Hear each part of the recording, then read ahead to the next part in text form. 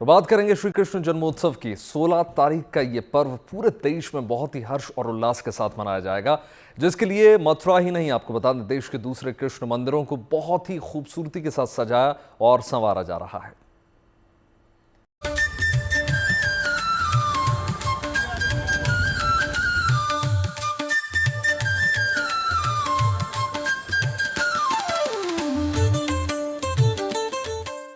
नटखट नंद किशोर श्री कृष्ण का 5252वां जन्मोत्सव आया तो शहर और मंदिर सजने लगे। ये तस्वीरें कान्हा की नगरी मथुरा से आई हैं, जहां मंदिरों को ही नहीं पूरे शहर को दुल्हन की तरह सजा दिया गया है।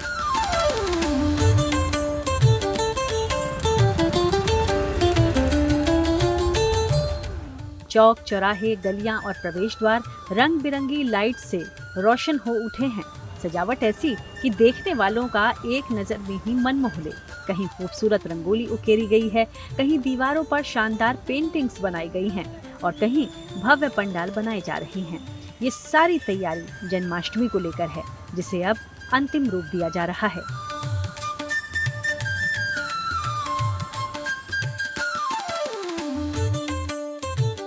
जितने भी हमारे चौराहे हैं उनको सजाने का कार्य, विभिन्न मार्गों पर स्थायी और अस्थायी लाइटिंग की व्यवस्था, वॉल पेंटिंग इत्यादि की व्यवस्था, बैरिकेडिंग इत्यादि की व्यवस्था की जा रही है। उसके साथ ही साथ कृष्ण जन्मभूमि के क्षेत्र में यहाँ पर जो भी मैटिंग की व्यवस्था, वॉच टावर, खोया पाया केंद्र, कंट्रोल सेंटर, जितनी भी चीज़ की व्यवस्था की जाती है वो सब हम लोग करा रहे हैं। आशा है कि इस बार हम लोग बहुत अच्छी तरीके से श्री कृष्ण जन्माष्टमी का पर्व आयोजित करेंगे।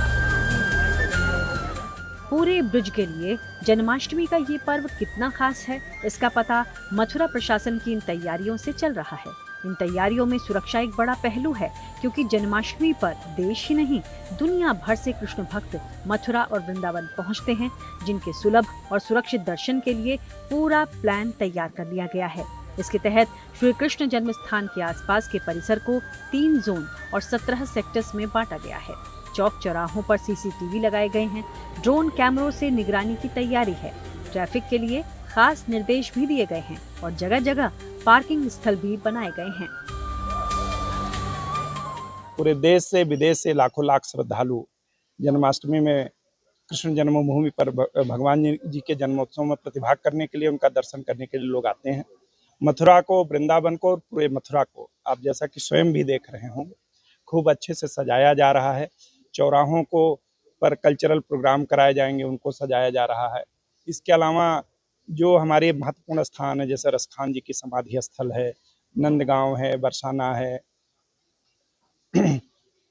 रावल है जहां राधा जी का जन्म हुआ था, सब जगहों को खूब अच्छे से एक उत्सव के रूप में मनाने के लिए हम लोग तैयारी कर रहे हैं। पूरे शहर को सेक्टर में और जोन में डिवाइड किया गया है। तो मैं आपके माध्यम से अनुरोध करूंगा कि जितने भी श्रद्धालु यहाँ आवें, वो पॉलीथीन का प्रयोग कतई ना करें।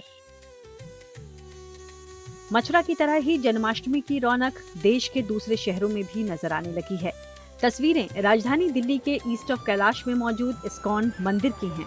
मंदिर को रंग बिरंगी लाइट से सजाने के साथ साथ कृष्ण की लीलाओं से जुड़े जगमगाते हुए ये बोर्ड भी लगाए गए हैं, जो मंदिर की सुंदरता में 4 चांद लगाने का काम कर रहे हैं। मंदिर में दर्शन और पूजन के लिए पहुंच रहे श्रद्धालुओं को ये सजावट अभिभूत कर रही है। यहाँ पर लाखों की संख्या में भक्त आएंगे और इस पर्व के मद्देनजर यहाँ पर भव्य तैयारियां की जा रही है। सुंदर लाइटों से जो है यहाँ पर तैयारियां की जा रही है।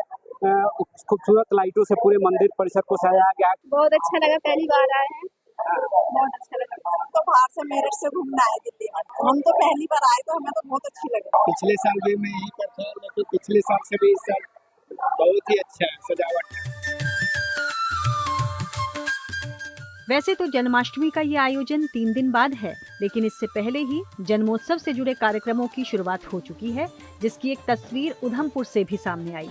यहाँ लोगों ने कृष्ण जन्माष्टमी से जुड़ी एक शानदार शोभा यात्रा गाजे बाजे के साथ शहर में निकाली। इस शोभा यात्रा में कई ऐसी खूबसूरत झांकियां भी शामिल रहीं, जो लोगों के आकर्षण का केंद्र बनी।